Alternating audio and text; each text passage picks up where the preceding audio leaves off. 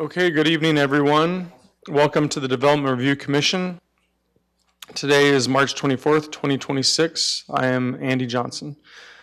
The purpose of the Development Review Commission was created to hold public meetings and hearings to provide analysis and recommendations to the City Council regarding general land use policies and applications where the Commission has recommendatory power, and to render final decisions on specified applications where the Commission has final decision-making power. The Development Review Commission recognizes that the creation of a desirable environment throughout the city for residents, business, and industry is a prime requisite for the interdependence of land values, aesthetics, and good site planning by promoting harmonious, safe, and attractive and compatible development that is therefore considered to be in the best interest of public health, safety, and general welfare. Any person aggrieved by a final decision of the Development Review Commission may file an appeal to the City Council within 14 calendar days after the Development Review Commission has rendered its decision. Development Review Commission recommendations to the City Council are not final decisions. Tonight with us on the Commission, to my far left, Commissioner Joe Forte and Commissioner Linda Spears. To my far right, Commissioner Stephen Richter, Commissioner Robert Miller, and Vice Chair Michelle Schwartz. Tonight with us from City staff is Jeff Temilevich, Ryan Levake, Michelle Dalkey, Chris Jasper, Robert Mancelio, Whitney Mayfield, Warren Rivera, Joanna Berry, and Eddie Garcia. Anyone here tonight who wishes to speak on one of the items, would you please fill out one of these forms and bring it up to the front here to Joanna Berry? And you will be given 3 minutes to speak, and staff will be monitoring that time. I already have some. If there's anybody else wishing to speak on an item, please fill out one of the forms. They're up here at the front. And tonight, we will review items that we had discussed in our study session, which we will put on a consent agenda. Those items will be voted on without hearing the cases and approved without hearing those cases. If when I discuss the consent agenda, anyone here is wishing to speak on one of those items, please get my attention. All right, so to start us off tonight, we will move on to the consideration of meeting minutes, items 2A and 2B, Development Review Commission study session and regular meeting minutes from February 24th, 2026. Is there a motion? Commissioner Spears? I move for the approval of the Development Review Commission meetings, regular and study session for February 24. Okay, Commissioner Spears has a motion for approval. Is there a second? Second. Seconded by Commissioner Richter. All those in favor, please raise your hand. And that passes unanimously. All right, next I'll review our consent agenda. On our consent agenda, let me wait. Okay, on our consent agenda, as discussed in our study session, we will have item 4A, which is request use permit to allow 2 required parking spaces within the front yard setback for Atkin residents. Was there anyone wishing to speak on that item tonight? Were you wishing to speak as a public comment, or are you the applicant? Okay, then we don't, yeah. We plan to have it on our consent agenda, so just give us a minute.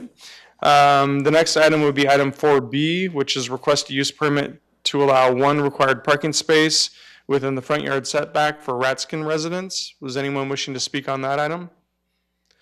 Okay, seeing none. Items 4A, 4B will be on our consent agenda, and then item 4C is the last one we wanted to have on our consent agenda, and that is request to use permit standard to reduce the rear yard setback from 15 to 12 feet for Wilson Row. Anyone wishing to speak on that item? All right, so we will have those 3 items on our consent agenda. Can I have a motion for our consent agenda? Commissioner Richter. Motion to approve items 4A, 4B, 4C on the consent agenda. Okay, is there a second? Second. Okay, that's been moved by Commissioner Richter, seconded by Commissioner Miller. All those in favor, please raise your hand. All right, that passes unanimously. We will move on to item 4D now, which is request use permit to allow a massage establishment in the CSS zoning district for Mali Spa. Would the applicant please approach and present your case? Is the applicant with us tonight? Oh, okay, great.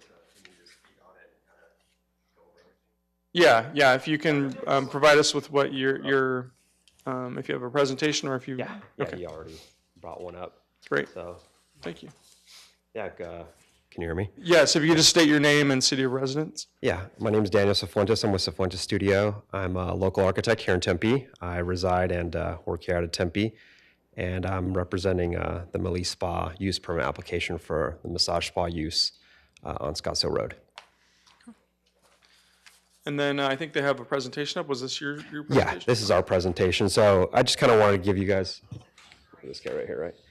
I just wanted to give you guys a little bit of a walkthrough of what we're presenting, what we're proposing here. So essentially, this is a use permit for 1,000 square foot massage spa.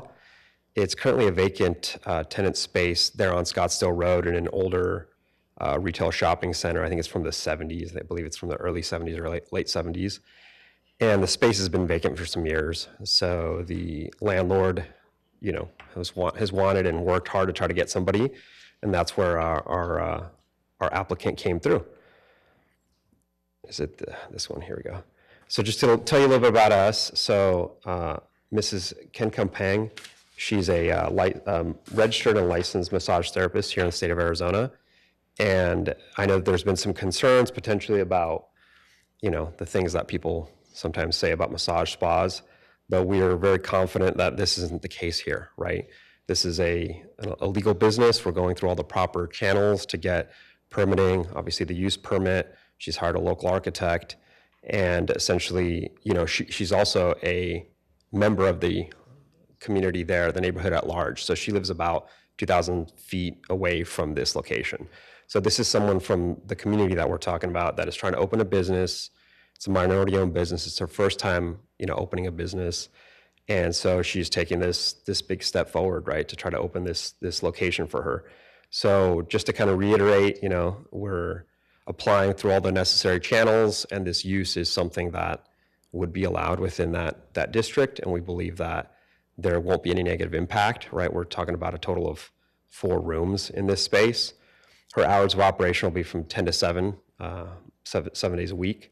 And typically you'll have 2 to 4 customers depending on, the appointments. It's all appointment based. So there won't be any really negative traffic flow because there won't be anybody there that's not either being seen or about to be seen, right? So the change in the traffic there won't be any negative implications or, conditions on this because there's plenty of traffic in that retail center.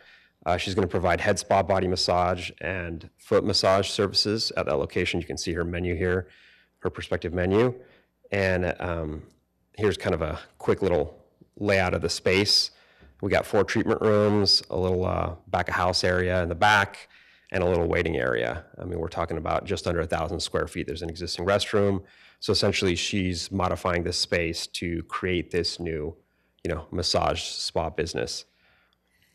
This is currently what it looks like, right? So this isn't her sign, that's the existing sign that was there previously. But, we think that this is a great use. It's compatible with, the other uses, neighborhood uses in the district. And, it goes along with the general plan for uses along Scottsdale Road. So yeah, if there's any other questions or if anybody has anything else to ask, that's about it. Any questions for the applicant? Okay, thank you for your presentation. My pleasure. All right, now we'd like to hear from staff. Mr. Monsalio.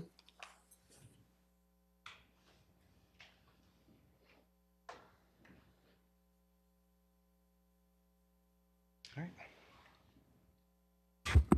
Chair Johnson, members of the commission. So this is a request for a use permit for a massage establishment for Mali Spa at 1646 North Scottsdale Road. Looking at some maps on the left-hand side, this is the zoning map. It is CSS zoning.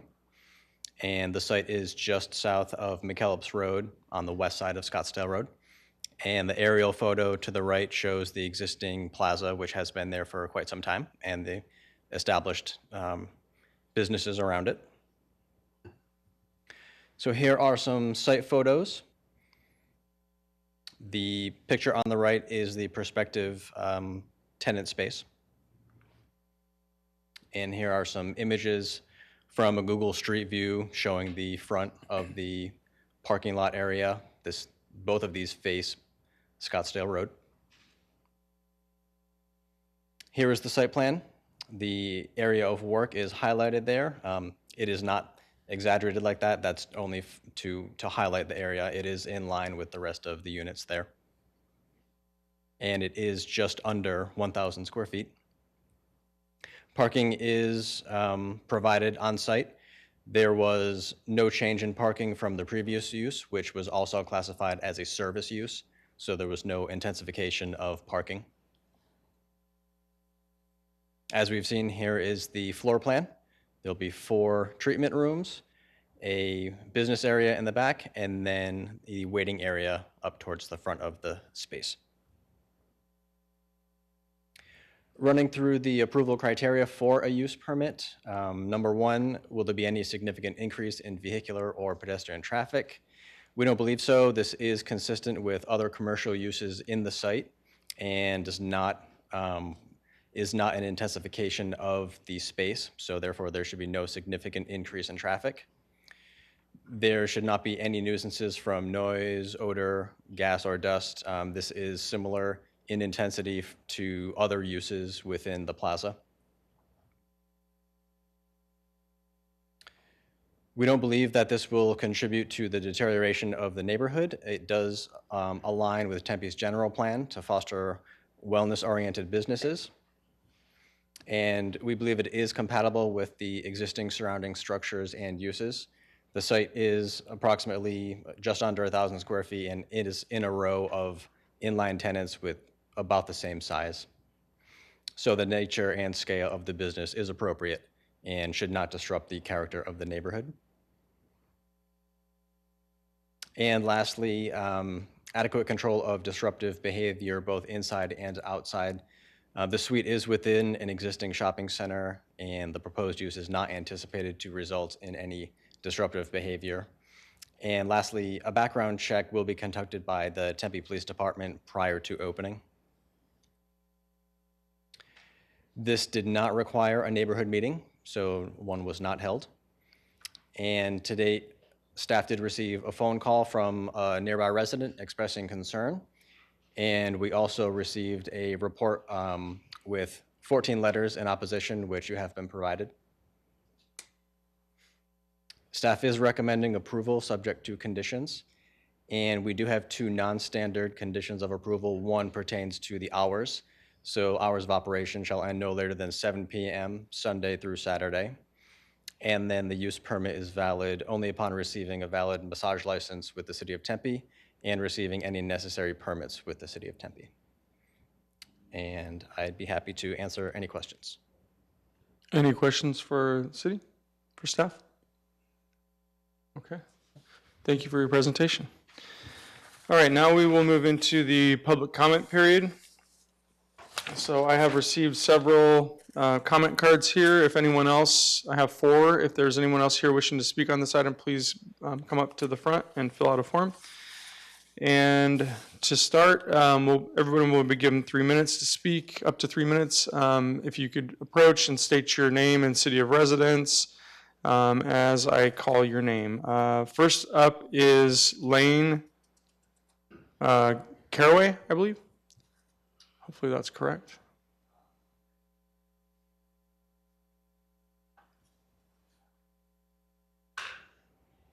And then up next would be Kathy Brand.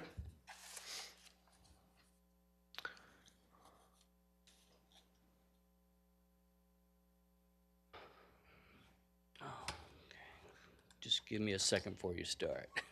No problem.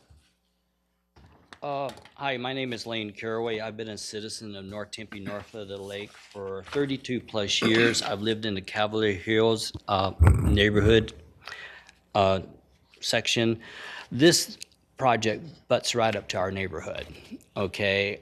We've been Googling, we've got short notice. I'm still recuperating from spinal surgery and hadn't had a lot. I have spoken to probably about 36 neighbors. We have no correspondence. I understand there's no neighborhood meeting required, but with this type of secondary effect business, and that supposedly this person lives just on the other side of our neighborhood, could not take the time or effort to hold a neighborhood meeting or at least contact me or several other individuals in the neighborhood. This shopping center has been plagued by tweakers, drugs, prostitution for years. In fact, I'm almost positive that location was where we had the illegal barber shop that was doing poker, prostitution, and drugs about 6 years ago. The restaurant is out because of code violations. They're trying to get it reopened, get somebody in there. You're not going to get somebody to come into this restaurant with a secondary effect business. I don't know who this person is. I don't even know who the lady is who wants to open it. I hear she has a license, but yet she has to obtain a massage license. There's so much conflicting knowledge here that we don't know where to go at this point with this, except that we want it denied. We've got families that live right across the street. I don't know what their intentions are. Nobody's reached out, and I know, once again, they don't have to reach out, but if you're going to do a secondary effect business in this type of business, you need to know better. You need to get the approval of the citizens, or at least contact somebody there. So I'm asking that you guys deny this application simply because we don't know what's going to happen here. And in the past, when we've had issues like this up in our neighborhood, it takes 1 year to 2 years to get these businesses shut down. And with all the issues going on right now that we have, we don't need to add fuel to the fire. And thank you so much. Thank you. All right, next up, Kathy Brand, and then on deck, we have Nancy Baker.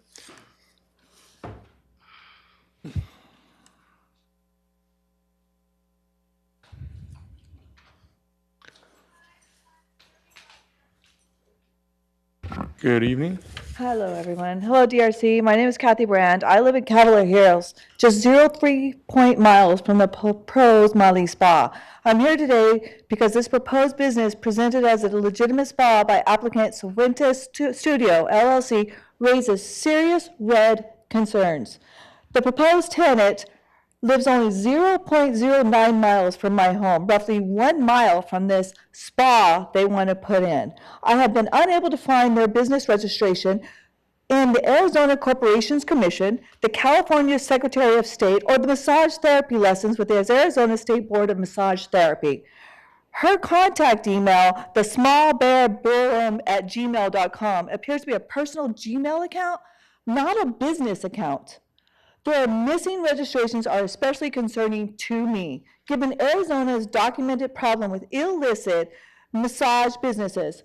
And according to my research, in 2025, investigative report from Tucson.com, Arizona has identified 482 illicit massage businesses, storefront operations where women, often middle-aged migrants from China or South Korea with limited English, are trafficked for sex through debt coercion and owner control. Nationwide, there are more than 16,800 parlors, massage parlors, more than the number of McDonald's. Put that in your thoughts and your minds. In the entire United States, the 2024 National Human Trafficking Hotline data for Arizona is equally alarming. 300 cases. These were the only ones recorded. These were the only ones that identified, involving 671 victims. Of those, 136 cases were sex trafficking. 13 of the sex trafficking cases involved illicit massage or spa businesses. And one of the top reported venue types, this is the National Human Trafficking Dateline. I can give you all these links. We're located behind motels and hotels. And Motel 6 is 223 feet away from that massage. And I can tell you from my home, I have had naked men, I have had drugs, I have all kinds of stuff happening behind my walls. So yes, I have a serious problem with this massage parlor going right next to my house. So Tempe neighborhoods deserve better business that are fully licensed, transparent, and legitimate.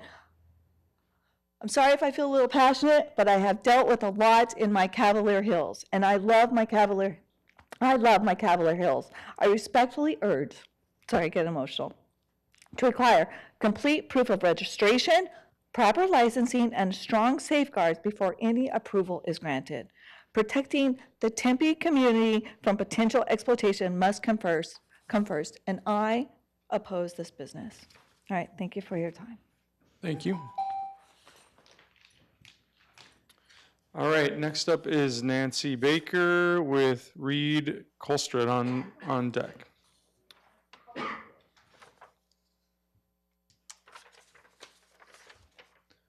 Good evening, Good evening.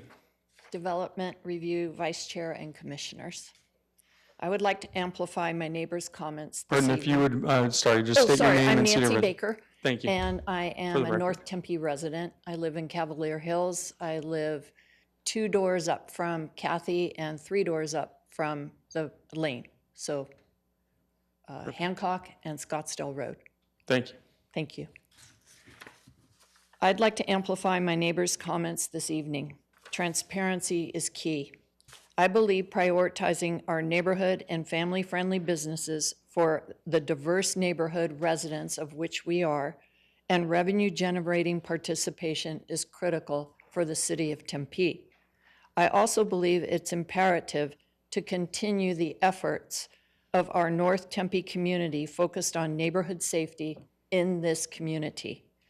A massage parlor erodes the efforts of our neighborhood's transformation. It is not compatible for our Tempe community. I believe denying the application at this time is the right thing to do, and I appreciate the commission's time and in the review. Thank you. Thank you. All right, the last card that I have is Reed Colstrud. If you could state your name and city of residence for the record, please. Yeah, my name's Reed Colstrud. I live in Chandler. I'm here for the lady Kopantai, that's her name. We call her Lynn, so much easier. I have owned massage parlors for 13 years, me and my wife. My wife is Chinese. And we have owned and operated 5 different massage parlors, totally legit. We don't put up with any hanky-panky. We don't put up with any of that type of stuff. If they try to do anything, we throw them out. We're legitimate massage. I know there are lots of other ones that aren't. But right now, we own one in Gilbert, the Oasis Massage. We've had it for about 9 months. Kopantai, who's sitting back there, he was a massage therapist. She has worked for us for 6 months. Great massage therapist, plus she also works as a manager for us. We have another one before that in Scottsdale, over on McDowell and Hayden. We had that for over 3 years. Totally legitimate massage. That's all we do is massage. And Kopantai worked for us for 2 years there. And she's a legitimate massage therapist, and she works as a manager. So she not only knows how to do massages, she also knows the business side of it. And she wants to get into her own place now. She wants her own business. So that's why I'm trying to help her out with this. Again, we're totally legitimate. I know there's other ones that aren't. I know there's, the lady mentioned Chinese people. Well, my wife has been running spas for 13 years and she can barely speak English because she's willing to work. So I'm here just for her. She's a very smart young lady, and I'm asking you to approve this. Thank you, sir. All right, was there anyone else wishing to speak on this item tonight? Okay, I'd like to invite the applicant up to address any comments that you may like to address.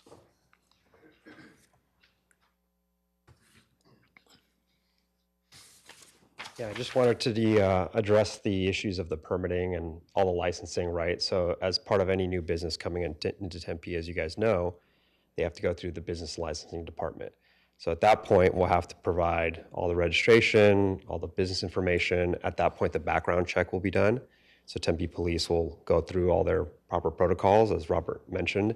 So there is checks and balances in the system to make sure that it is a legitimate operation and to make sure that they don't have any, questionable background problems that may arise. So I just wanted to kind of address that concern. So thank you so much. Hold on a second. Were there any questions for the applicant? No? Okay. Mr. Mansilio?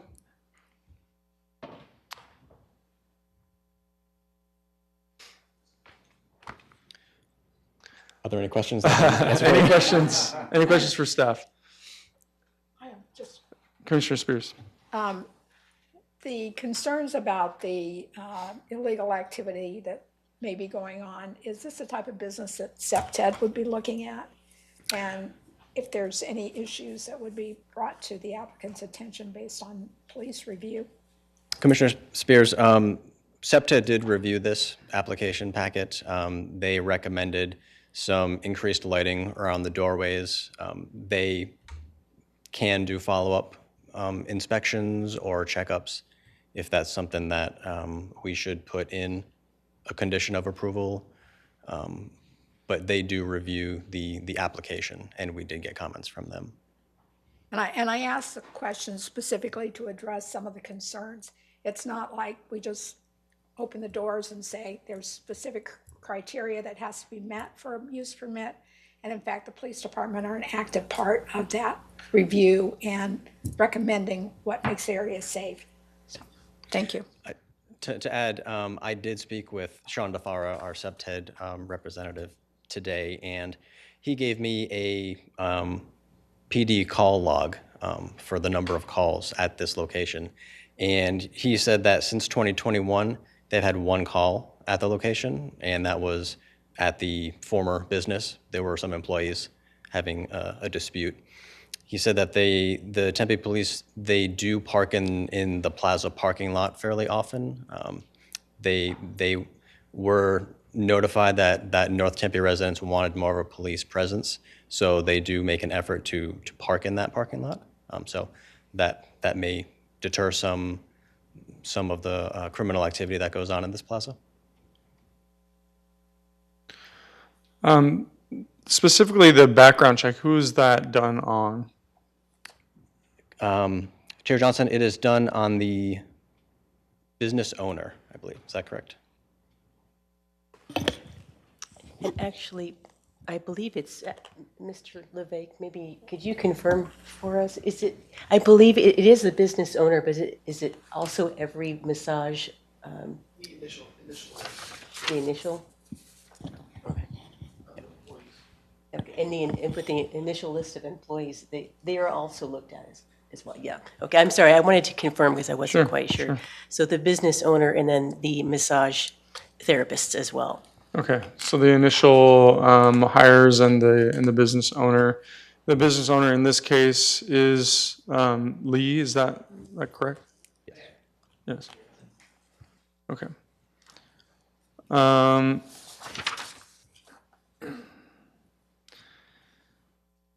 And then can you just confirm on the licensure, there was a person from the public that was mentioning they did a lot of research and weren't able to come up with any existing current licensing for this type of use. Is that something that's required up front by the city, or is that something as part of the review process? Chair Johnson, I believe that would be in reference to the state license, and that is not required for this process. We have our city business license that once that is applied for, then the police background check is initiated. Mm-hmm. The state licensing is a separate process that I don't believe is required upfront for this before a use permit application, and I don't believe it's required for the city tax and licensing process to begin either. So is there a state regulation on this business? There also? is, yes. Okay. So they will need to get a state license, massage license. Okay. Any other thoughts or questions? Okay, thank you. With that, we will close out the public comment period, and I'll move on to commissioner discussion. Any, Commissioner Forte? So I reviewed all of the input that the community shared, and I understand the concerns.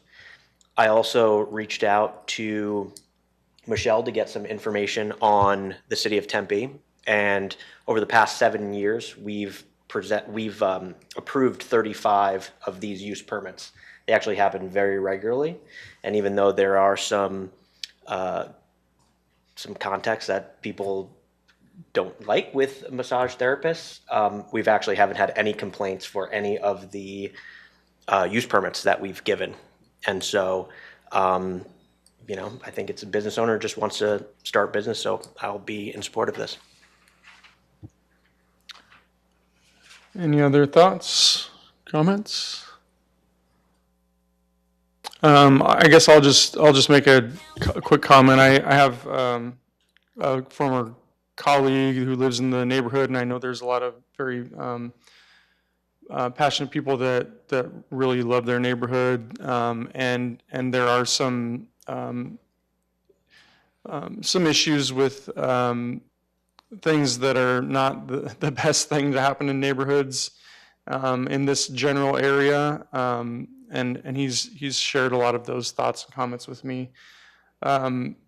For this specific case, I have a very similar recollection to the history that that Joe just mentioned as it relates to massage establishments, and they come to us very regularly, quite frequently, and I have not heard the type of feedback that would have that negative connotation for those kinds of businesses. So this specific use doesn't particularly have great concern for me for this 1,000-foot location within that strip mall. But any other comments or thoughts or motions? We do need a motion. Commissioner Richter? I forgot what item it is. 4D. Motion to approve item 4D. Okay, so there's a motion for approval from Commissioner Richter. Is there a second? Second. Seconded by Commissioner Forte. All those in favor, please raise your hand. And that passes unanimously. All right, so we will move on to item 5A, which is request a zoning map amendment on a portion of a site from RO to CSS to allow an event center within an existing office building on 1.51 acres for Lux Holdings MDPP. If the applicant could please approach and present your case this evening.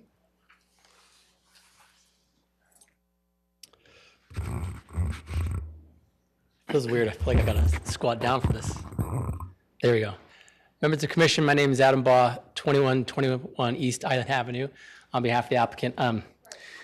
I can imagine you might wonder, this is an odd zoning boundary case, but let me walk you through the history, and then I'll explain what we're doing, and I think staff can also follow up with this. The owners of this building operate a real estate company, and they have a couple of different entities within it. And as they were doing different seminars for their investors and things like that, they would gather some folks into there and do a lunch and learn kind of opportunity. And after one of those opportunities, somebody said, "This is a great space. Do you think I could do my daughter's wedding here in Suite 102?" And they said, "Yeah, let's do it." It seemed to be for them a commercial zoned property, but it's not zoned commercial. And so as a result, they quickly found out that, well, it seemed like a good idea. You need to go through a proper process for it. And so what you have here today is a property that is along Rural Road, just north of 60 Freeway. It's zoned RO, and it was built as an office property back in the 1970s. Do I just? Okay, thanks. Should have just advanced with this right here? Okay, perfect, thank you. And so what they've been able to use is a portion of the north half of the building and the courtyard. And as a result, we initially filed an application for the entire blue boundary of the parcel, but I think staff made a good point. There's really not so much a concern about the events that you do here on occasion, but it's also the concern about if you zone the entire parcel, what could it be if we disappear or go away? Does the commercial zoning open up for something that might not be compatible with the residents next door? And so as an amendment to our request after we initially filed it, we decided to make a change because we don't want to create the opportunity that this parcel, with its parking lot and everything else, can be something else down the road. And so by getting kind of creative in the way we defined our zoning boundary, we've limited it to just the courtyard and the north building. And so the general plan recognizes that this area is appropriate for commercial on the general plan map. And so as you look at this boundary, on the left side is the existing zoning map and has that black square, and then the square in the middle is representative of the courtyard area. And what we try to do with this request is really just capture the courtyard area and the north building. There's actually 2 buildings on this property, so they're separated by open space. And so by rezoning just the north half of the north building, we've now sort of contained it to just this area, so this property itself can't be anything more than what we're presenting to you guys today. So this site plan shows a little bit of what that looks like. The Suite 102 is essentially the venue space. And that venue space is only about 2,600 square feet. And then the courtyard is about 4,000 square feet. And so this is meant to be utilized when the office is closed. So it's meant to be an off-peak time of use. And in so doing, you don't ever have this co-occurring at the same time you have the office operations occurring on the property. Here's an example of what the courtyard looks like today. Just turf and lights and a small little putting green out there. And as we considered this opportunity in Suite 102, I'll show you a couple of photos of what that looks like here today. That's the extent of 2,600 square feet. So it's rather small. You can't really fit much more in there than this space. There's a church group that uses it on Sundays in the middle of the day. And so I don't imagine we'll have any Sunday events either. So it's primarily probably a Friday and a Saturday opportunity. With this, we've thought about the proximity to the homes along Hermosa and want to make sure that we implemented a policy and a plan that helps maintain compatibility long-term. So first and foremost, we have 70 plus parking spaces on the property. And because this use occurs when the office is closed, you're not fighting over an office and an event venue at the same time. One of the conditions of our good neighbor policy is to make sure we have an on-site parking attendant out on the exterior of the property anytime we have an event. That way they can make sure that people are directed to the right parking space. It reduces on-street parking and prevents any off-site parking concerns. If necessary, we can also bring on a valet. And then there's an opportunity for us to collaborate with the church next door if there's ever a need for overflow parking. As far as noise goes, in addition to a person being on the exterior during all events, there'll always be a staff member on the inside as well. And one of our proposals that we've seen work well with other facilities we've done like this is to share our direct contact info. And I mean cell phone numbers of the actual personnel on site. So if we would share that with every single resident along that street, so they have a direct ability to communicate with us if there ever was an issue. What we want to make sure is that we don't just react, but that we have a plan in place for that. So as part of the hours of operation, we would essentially do 9 p.m. on weekdays, 10 p.m. on weekends, limit activity to the Suite 102 and the courtyard that's in the center of the property. And we thought about taking another step further and kind of creating a policy to manage any questions that might come up. And so what that would do, it would look like this, where we would gather any information that might come from a complainant. We would investigate immediately, document the resolution, and then communicate right back. And that's why giving the cell phone number of the on-site personnel is a key aspect of the communication neighbors from day one. So that way they have the ability to communicate with us as we go forward. And I'll wrap it up because I know you have many of other things to do this evening. But what we like about this proposal is it doesn't open up the property to full commercial rezoning or something else down the road. It limits the commercial zoning to just this suite and just this courtyard area. But what it does is it allows us to re-inject the revenue created from this into the building. A building that's 50 plus years old, it's not surprising, but will need improvements from time to time. And so the ability to have this event venue helps create revitalization of this own building. And I think this additional utilization allows us to be a premier asset along this corridor, and in so doing, I think lifts up the other houses on the street, because by sustaining the economic vitality of this property, you prevent what could be a problem with an aging building along Hermosa Drive. And because those activities all occur within Suite 102 and in that courtyard, it's really self-contained, no external impacts. I do feel like it is consistent with the general plan, which recommends commercial and the type of activity you would expect along Rural Road. And I think that's why staff is able to be supportive of it. I'm feeling that if we were to ask for the full parcel, I'm not sure we would be able to find their support. But the ability to restrict it to just this little suite in this courtyard helps contain it and allows it to operate in a way that can maintain compatibility long-term. So with that, I promise to be brief. I'll end my presentation. I'm happy to answer any questions that you might have. Are there any questions for the applicant? Commissioner Forte? So was the wedding that you were sharing, was this in November? That you were? Oh, are you referring to the Well, letter because and we packet? there's one thing in our packet for amplified sound there was an issue, so I don't know if that was specific. So that was to be honest, that was confusing for us too, because we didn't have an event on that day when that letter was communicated. But there is a student co-ed house right across the street that seems to be, they fit a lot of people into there. That's the way I can describe it. It's possible that the noise came from there, but we didn't have an event on the day that that letter referenced. Okay. Good. Thank you. Vice Chair? Yeah, I just briefly looked up the establishment online when we had this case and noted a couple instances where it was suggesting there could be up to 500 plus people. I think that's some of my concern is definitely the parking requirements in this neighborhood. I'm glad you brought that up, because I want to address that right away. First of all, our website, eventcenterforrent.com, has been shut down since February of 2025. We turned it off when we got the letter from the city, let us know we couldn't do this. But what I suspect happened is early in the very beginning, we hired a lead generator to post things in a lot of places. And I think those are the settings that they selected and clicked, but it wasn't websites that we run. I think they're probably more like an aggregator. Truthfully, I don't think we can have probably more than 100-ish people there, given that the parking situation. There's been times when we've had about 100 people and it's worked out just fine, but the key is the coordination of the parking, because you only have 71 spaces, and even if you valet, you at best 80, and so we have to make sure, secondly, that we don't exceed fire code standards, which is occupancy related to the Suite 102. So I don't know, I saw it after the comment, I went and looked it up. It's called eventtective.com, which sounds like more like a aggregator site, but not our particular website. There was more than one instance, but I agree it was hard to find an actual website. So Yeah. Thank you. Mm-hmm. Other questions? Okay, thank you for the sir. presentation.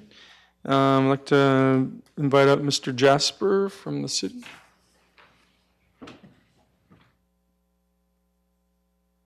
Good evening, Chair, members of the Development Review Commission. My name is Chris Jasper, Senior Planner. Happy to present this item to you this evening. So we have before you a request to rezone a portion of the site located at 3910 South Rural Road from RO, that's residential office, to CSS, commercial services and shopping. The request, as noted, would result in a split-zoned lot with the CSS zoning applied to the northernmost building located on the site. As the applicant noted, although the site may appear from an aerial view to be one building, it is two discrete buildings that are separated by a breezeway and courtyard open space. And so the rezone would only incorporate that northernmost building. As the applicant noted, the initial proposal was to rezone the entire site from RO to CSS. However, there were some concerns about sort of the potential for land uses within the CSS zoning district that, you know, the RO is kind of a buffer zoning district that is intended to sort of serve as a lower intensity district. And so it is most often utilized in instances where it's adjacent to single-family residential. So after some discussion, the majority of the existing RO zoning will remain in place, and in those spaces, the development standards, including setbacks for the side and front, will apply. The restrictions for land uses within that within those portions will apply. However, the land uses within that CSS portion will be allowed. So I've provided the site plan for reference. There was some unpermitted modifications made to that courtyard space that is being resolved through a minor development plan review. However, staff can't take action on that until the rezone is approved, and concurrent with the development plan review is a shared parking analysis to request relief from our standard parking obligations, given the increase in intensity proposed by the conference event space. So I did provide just a couple precedents just to alleviate any concerns that we're doing something that's brand new to the city. We do have an intentionally split zoned lot at 2141 East Broadway Road. You can kind of see how the RO and commercial zoning districts are intended to achieve a bit of a land use buffer. So at this site, for example, there is a commercial office component on the northern half, but RO zoning applied to the southern half, which restricts that sort of commercial activity from extending to the south. And the intent for this project as it is proposed is the same. Other more recent precedents, because I know this is from 1974, include the district at Apache, which was done a little more recently. That is, I don't have that on this exhibit, but on this PowerPoint, but that was a split zone lot, which is both MU4, mixed use, high density, as well as R4, our highest multifamily zoning district. And in those instances, the intent was, to incorporate both those development standards into one lot. So it's something that we've seen both in the past and in the recent past. So as such, staff has, indicated support and a recommendation of approval for this. We believe that it's in the public interest, that it conforms with the facilities and implementation of the general plan, given the land use designation, which, as the applicant noted, is commercial, and it does support a variety of uses within walking distance of residential areas. Because the proposed zoning map amendment is not included or is not associated with any changes to the building itself, and is intended to mitigate future high-intensity development, we do think it is compatible with the surrounding land uses and zoning designations. We kind of still have that RO ring around the building to really kind of serve as a barrier to high-intensity development, and we believe that it mitigates impacts on land use, water infrastructure. It has no deleterious impacts. A neighborhood meeting was required, and that was completed on site on July 28, 2025. There were 6 residents who attended the meeting. There were some concerns associated with the CSS zoning district. So at the time, the CSS zoning district was going to be applied to the entirety of the site.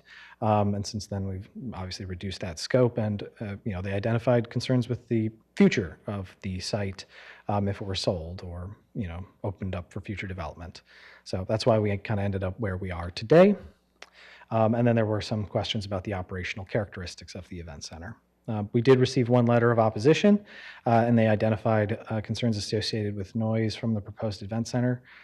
As indicated, this code case was opened in February of 2025, so hopefully there were no events hosted by the time that noise complaint was identified. We did work with our police and SubTed team to see if there were complaints associated with the event center. It looks like most of the noise complaints in the area were not from this particular site, but from parties and individual residences. So with that, our recommendation is approval subject to the conditions contained in your staff report. And thank you. I'm happy to answer any questions. Any questions? I have a question. So the applicant had indicated some hours of operation, or the operating until 9 p.m. and then 10 p.m. perhaps. I didn't see those reflected in any conditions of approval. Chair Johnson, yes, that's correct. So with a rezoning application, we're a little more limited in the sort of use characteristics that we can identify as conditions in the approvals. So, we're really just looking at a map amendment, and it's somewhat land use agnostic in that way. So we can't enforce specific land use regulations outside of the, use permit process. Okay, so those could not be added as conditions of approval. That is correct. Okay. Vice Chair Schwartz? Yeah, I guess similarly, my head was going to a case we heard recently with amplified outdoor sound, and so those would all be handled administratively in the future? Vice Chair Schwartz, I'm sorry, could you repeat the question? Under the CSS zoning, are there additional permits required for amplified outdoor sound? Oh, I understood. Yes, yeah. So, yes, if there are any outdoor amplified sounds that conflicts with our noise ordinance, they would have to receive approval through our special events task force. So it's not necessarily with planning, but there is an agency, a group that handles those. Thank you. Commissioner Miller? I know you mentioned that the initial idea was to rezone the entire building and the courtyard, and then that got pulled back because was it because there wasn't as, it might be harder to approve that? Was that the idea, or what was the thinking there? Sure. Commissioner Miller, may I answer your question more directly? I think the fear was that this could be something else besides an event center down the road, drive-through, or any other 100+ uses allowed in the zoning district. So by just restricting it to this area, we wanted to take that concern off the table. Okay. Which leads me to the question is this sort of the camel getting his nose under the tent? Because once you've done one small part of this, is there more of a precedent to do the rest of it? I could see that. I just think that if we can't be good enough operators with this limited area, I can't see the city approving anything bigger than what we've got down the road. But the concern is noted. All right, thank you. Sure, Commissioner Miller, I did want to respond to that and note that this proposed rezone was shared with various departments, divisions, and we did have a few who indicated some concern associated with a full rezone to allow higher intensity, more traffic intense uses, particularly because of the turning movements on Hermosa southbound on Rural and going northbound on Rural turning into Hermosa. So that was a consideration when evaluating the initial proposal, and after sort of the scale back, those concerns were mitigated. Any other questions? All right, thank you very much. Thank you. We'll move on to the public comment period. Was anyone here from the public wishing to speak on this item? Okay, seeing none, we will close the public comment period and move on to commissioner discussion or motions. Any, Commissioner Spears? Any discussion? No? Okay. Commissioner Spears? I move for the approval of PL 250166. Okay, there's a motion for approval by Commissioner Spears. Is there a second? Second. Seconded by Commissioner Richter. All those in favor, please raise your hand. Okay, and that item passes unanimously. All right, so let's move on to commission member announcements. Were there any announcements this evening? Seeing no announcements, we'll move on to city staff announcements. Ms. Dalkey? We have no announcements for you tonight, thank you. No announcements. Okay, well, our next scheduled meeting date is April 14th, 2026, and this meeting is adjourned. Thank you.